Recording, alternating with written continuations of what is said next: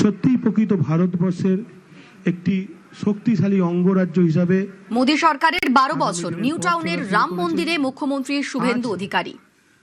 New টাউনের রাম মন্দির যেখানে প্রধানমন্ত্রীর জন্য যোগ্য, কেন্দ্রীয় সরকারের 12 বছর, দেশ শাসনের 12 বছর, বিশ্বাস, উন্নয়ন এবং জনকল্যাণের, প্রধানমন্ত্রীর দীর্ঘায়ু এবং আরোগ্য কামনায় যজ্ঞ হচ্ছে নিউ টাউনের রাম মন্দিরে।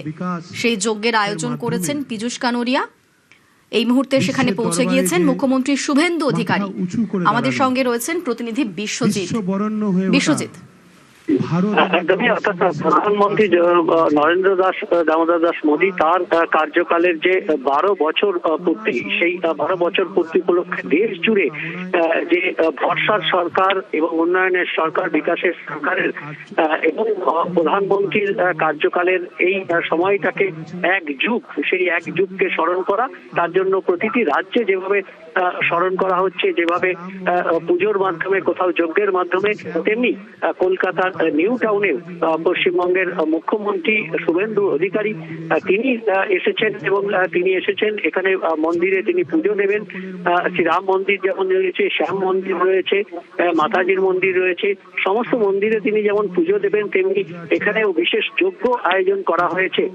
স্থানীয় যে বিধায়ক পীযূষ কানোরিয়া রাজারহাট নিউ টাউন এবং এই যে এলাকায় হনুমান মন্দির বলে পরিচিত, সেখানেই এই রাম মন্দিরে যে যজ্ঞের আয়োজন, সেই যজ্ঞের আয়োজন একমাত্র প্রধানমন্ত্রী নরেন্দ্র দামোদর দাস মোদী তার দীর্ঘায়ু এবং তার সুস্থতা কামনা করা।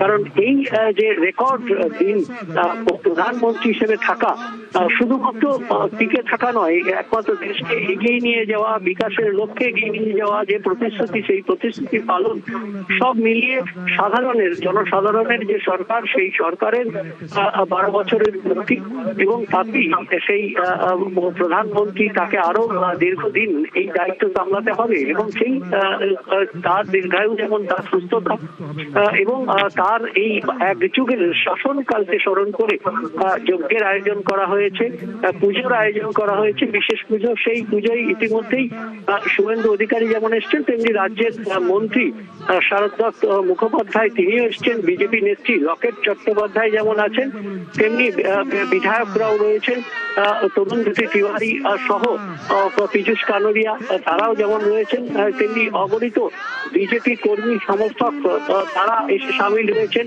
আজকের এই পুজো রাম পুজো অবশ্যই, এবং তার মধ্যে যে এই যজ্ঞের আয়োজন তার বিশেষ কারণ যে 12 যুগ, 12 বছর দেশ শাসনকাল, আর কোন প্রধানমন্ত্রী এত দীর্ঘকাল একসঙ্গে একটানা এই দেশ শাসনের যে রেকর্ড, এবং শুধু তাই নয়, শুধু সময় নয়, সময়ের সঙ্গে সঙ্গে বিকাশ এবং উন্নয়নের ভান্ডারী হয়ে নরেন্দ্র দামোদর দাস মোদী দেশের জন্য যে সেবা করেছেন, সেই সেবার এক যুগের পূর্তি, তাকেই স্মরণ করে নিউ টাউনের রাম মন্দিরে শুরু হয়েছে পুজো, শুরু হচ্ছে যজ্ঞ।